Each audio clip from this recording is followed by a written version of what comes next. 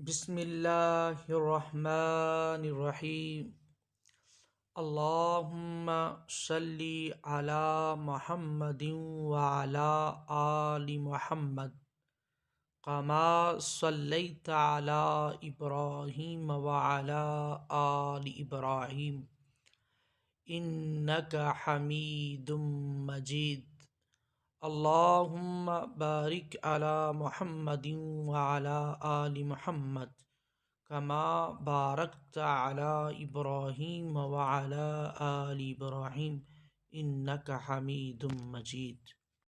گزشتہ سبق کے اندر ہم نے سیکھا تھا قرآن میں مختلف اشیاء کا ذکر، یعنی کہ 4 مساجد، 3 پھل، عورتوں کے مسائل، اور اسی طرح ہم نے آیات قرآن، رکوعات، پھر ہم نے یہ بھی پڑھا تھا خاص صورتیں، کون سا غزوہ کس صورت کے ساتھ خاص ہے۔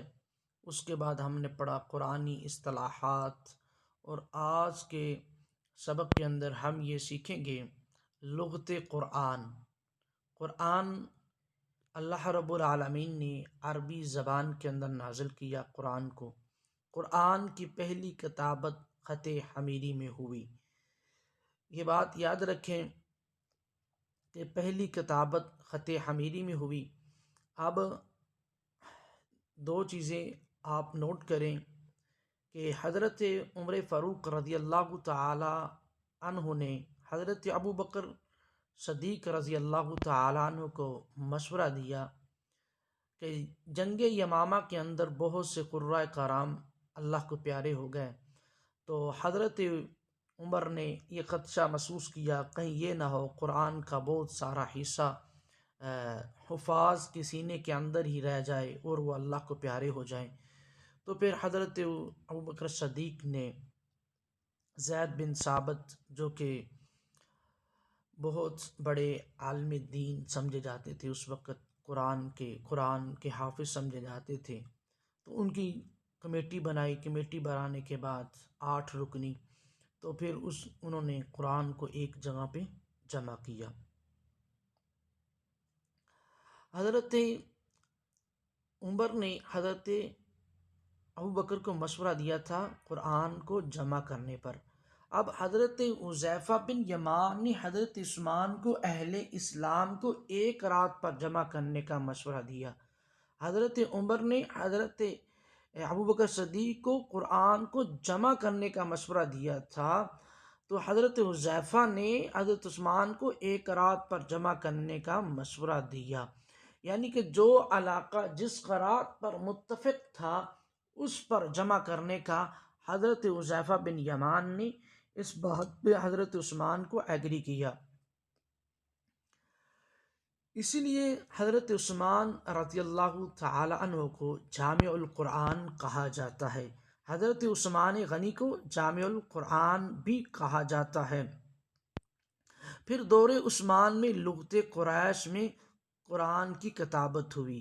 لغت قریش میں قرآن عربی میں نازل ہوا، پہلی کتابت خط حمیری میں ہوئی۔ پھر حضرت عثمان غنی رضی اللہ تعالی عنہ کے دور میں لغت قریش کے اندر کتابت ہوئی۔ مصحف عثمانی کی تیاری میں 5 سال لگے، یعنی کہ حضرت عثمان نے 5 سال کے اندر یہ سلسلہ جو قرات کا 1 رات پر جمع کرنے کا سلسلہ تھا، 5 سال کے اندر ان کو جمع کیا۔ یہ 25 ہجری تا 30 ہجری کے اندر یہ کام مکمل ہوا۔ حضرت عثمان نے 7 نسخے تیار کروائے، یعنی کہ جہاں سے ائمہ قرات یہ دلیل ثابت کرتے ہیں کہ قرآن 7 قراتوں کے اندر نازل ہوا، اور ایک دلیل یہ بھی لیتے ہیں کیونکہ حضرت عثمان نے 7 نسخے تیار کروائے، جن کو مکہ معظمہ، مدینہ منورہ، بصرہ، کوفہ، یمن، شام اور بحرین ارسلان کروائے۔ ایک نسخہ حضرت عثمان نے اپنے پاس رکھا جو آج کل روس کے شہر تاشقند کی لائبریری میں ہے۔ جرنیل علی اکبر توپ جیباشی نے زاروس کے محل سے نکال کر تاشقند بھجوایا۔ یہ بات یاد رکھیں، جو حضرت عثمان کا نسخہ تھا، جو حضرت عثمان کے پاس تھا، وہ آج کل کہاں ہے؟ اور روس کے شہر تاشقند کی لائبریری میں ہے۔ کون لے کر گیا؟ کیسے گیا؟ جنرل علی اکبر تو جی باشی نے زار روس کے محل سے نکال کر تاشقند بھجوایا۔ اب سلسلہ آتا ہے آراب قرآن۔ میں نے آپ سے درخواست کی کہ جنگ یمامہ کے اندر حضرت ابوبکر صدیق رضی اللہ تعالی عنہ اور حضرت عمر نے قرآن کو ایک جگہ پر جمع کرنے کے لیے صحابہ کو ایگری کیا۔ پھر حضرت حذیفہ نے حضرت عثمان کو اس بات پہ ایگری کیا کہ ایک قرات پر جو لوگ قرات پڑھتے ہیں اس قرات پہ لوگوں کو لگایا جائے۔ اس وقت یعنی کہ یہ خدشہ تھا کہ کہیں قرات میں آپس کے اندر خلط ملط نہ ہو جائیں۔ تو پھر بعد کے اندر جو لوگ آئے انہیں یہ بات سمجھ آئی کہ فتوحات کا سلسلہ بڑھتا گیا۔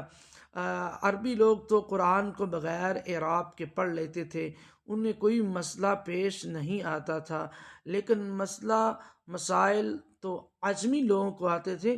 اس لیے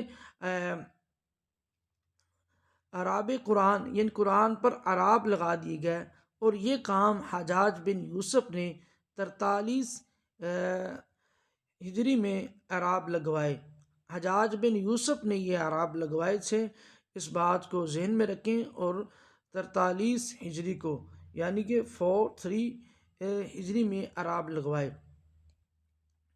اب اعراب تو لگ گئے، لیکن پھر بھی مسائل کچھ پیش آئے، جو کہ کچھ لوگ عربی تھے، کچھ عجمی تھے، کچھ دیگر زبانوں کو سمجھنے والے تھے، ان کو قرآن پڑھنے کے اندر مسائل پیش آتے تھے۔ قرآن کے اعراب کے اندر، نقائد کے اندر خلط ملط، آیات آگے پیچھے، کون سی آیت کہاں ختم ہوتی ہے۔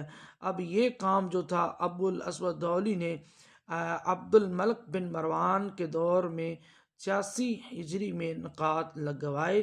یہ بات بھی یاد رکھیں، یہ کام عبد الملک بن مروان کے دور میں ہوا، جو بنو امیہ کا ایک بہت ہی اچھا خلیفہ تھا، یعنی کہ جس کا دور سنہری دور کہلاتا ہے بنو امیہ کے دور میں۔ تو انہوں نے یہ اعراب نقائد کو لگوایا، اور یہ کام جو تھا ابو الاسود دؤلی نے کیا۔ جزاک اللہ خیرہ۔